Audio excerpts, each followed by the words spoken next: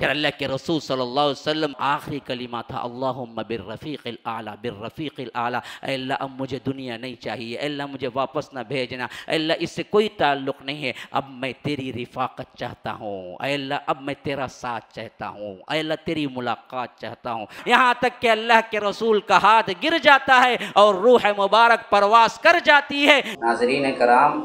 مرکز السلام کے اس چینل کو ابھی تک جنہوں نے سبسکرائب نہیں کیا ہے، برائے مہربانی سبسکرائب کریں اور ہر دن کی اپڈیٹ کے لیے آپ بیل بٹن دبا کر ہمارے ساتھ تعاون فرمائیں۔ جزاکم اللہ خیرا۔ اللہ کے رسول صلی اللہ علیہ وسلم 12 ربیع الاول کی صبح تھی، اللہ کے رسول صلی اللہ علیہ وسلم نے سب سے آخری کام مسواک کیا۔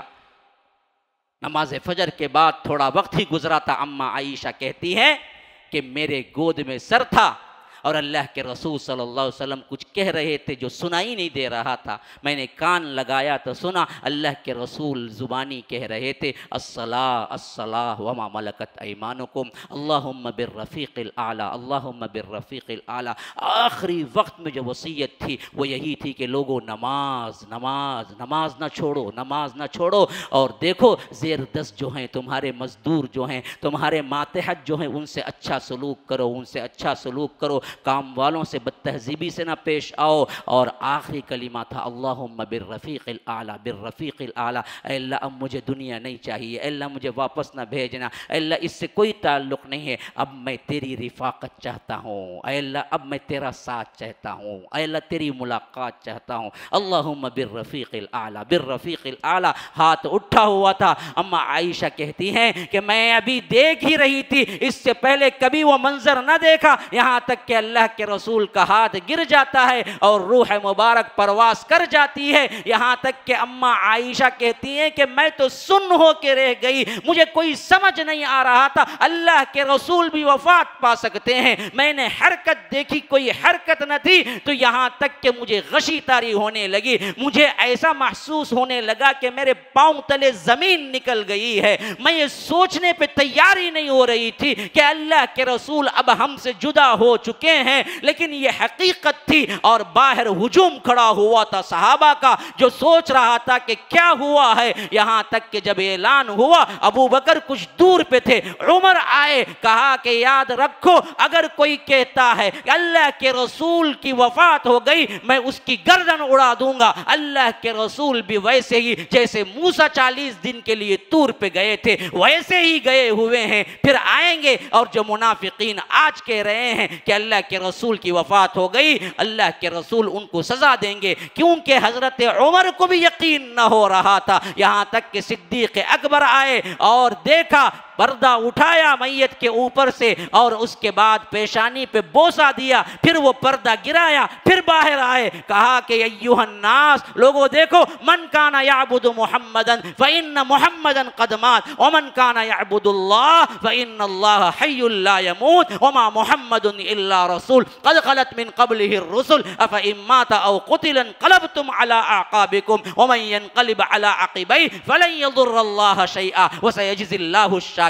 کہا کہ لوگوں یاد رکھو، جو کوئی بھی محمد کی عبادت کرتا تھا وہ جان لے کہ محمد الرسول اللہ انتقال فرما چکے ہیں، اور جو کوئی اللہ کی عبادت کرتا تھا وہ جان لے اللہ حی ہے، زندہ ہے، وہ کبھی مرنے والا نہیں ہے۔ تو اللہ کے رسول کی وفات کا ڈکلیریشن ہوتا تو صحابہ کی حالت یہ تھی کہ کچھ نہ پوچھئے کہ کیا وقت آیا تھا مسلمانوں پر، متاع دین و دنیا لڑ گئی اللہ والوں کی۔ مدینے کی گلیوں میں اللہ کے رسول صلی اللہ علیہ وسلم کا نمونہ جو چلتا پھرتا قرآن کی طرح تھا، جو اپنے اخلاق سے ثابت کرتا تھا کہ یہ قرآن ہے، باقی نہ رہا۔ ہائے کیا لذت تھی کہ چھن گئی، کیا دولت تھی کہ گم ہو گئی، ابو رافع کے آقا نہ رہے، انس بن مالک کے آقا نہ رہے، اور اس طرح صحابہ گم سم تھے کہ کیا کیا جائے۔ اور ایسے وقت میں خود صحابہ کو سمجھ نہیں آ رہا تھا کہ رسول کو دفنائے کھلائیں گے کیسے،